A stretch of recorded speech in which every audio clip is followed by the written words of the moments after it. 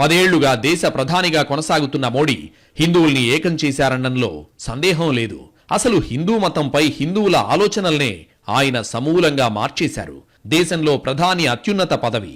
ఆ స్థాయిలో ఉన్న మోడీ బహిరంగ సభల్లో, ప్రభుత్వ కార్యక్రమాల్లో హిందూ మతం గొప్పతనం గురించి చెప్పడం, స్వయంగా సంస్కృతి సంప్రదాయాలను ఆచరించడంతో హిందువుల భావనలో బాగా మార్పొచ్చింది.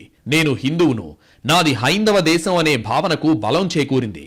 దేశంలో గతంలో మతం గురించి మాట్లాడుకోవడానికి అసహనంగానూ సిగ్గుగానూ ఫీల్ అయ్యేవారు.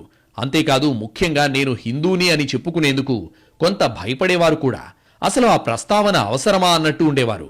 ఇప్పుడు మేము హిందువులము అని చెప్పుకునేందుకు చాలా గర్వపడుతున్నారు. ఓ రకంగా చెప్పాలంటే దేశంలో హిందుత్వ పునరుజ్జీవం పొందింది. హిందూ జాతీయవాదం ఒకప్పుడు దేశంలో ఒక అంచు భావజాలం.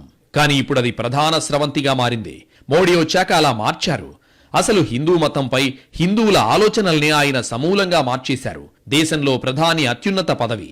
ఆ స్థాయిలో ఉన్న మోడీ బహిరంగ సభల్లో, ప్రభుత్వ కార్యక్రమాల్లో హిందూ మతం గొప్పతనం గురించి చెప్పడం, స్వయంగా సంస్కృతి సంప్రదాయాలను ఆచరించడంతో హిందువుల భావనలో బాగా మార్పొచ్చింది.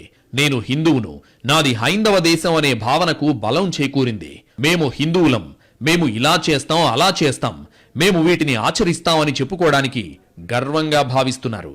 దీనికి ప్రధాన కారణం ప్రభుత్వాలు సైతం కుహనా లౌకికవాదాన్ని అనుసరించకుండా హిందూ మతం విషయంలో స్పష్టంగా ఉన్నాయి.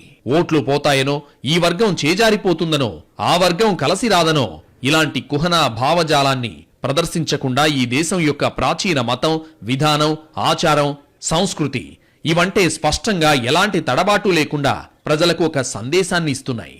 అయోధ్య ఆలయాన్ని పునర్నిర్మించినప్పుడు ప్రధాని మోడీ 11 రోజులు ఉపవాసం చేసి 11 రాష్ట్రాల్లో వివిధ ఆలయాల్లో పూజలు చేసి ఆ తర్వాత అయోధ్య ఆలయ ప్రారంభానికి వెళ్లారు.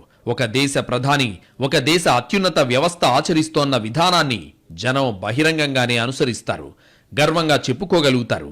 సెక్యులర్ విధానానికి ఎలాంటి హాని చేయకుండానే మన మతం గురించి మనం చెప్పుకోవడం తప్పు కాదనే భావనను జనంలోకి బాగా తీసుకెళ్లగలిగారు మోడీ.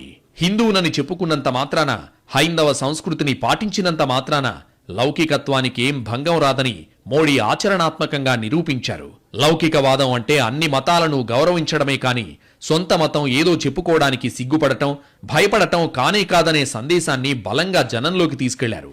ఆధునిక భారత చరిత్రలో హిందూ మతంపై ఈ స్థాయిలో ప్రభావం చూపిన నేత లేరంటే అతిశయోక్తి కాదు.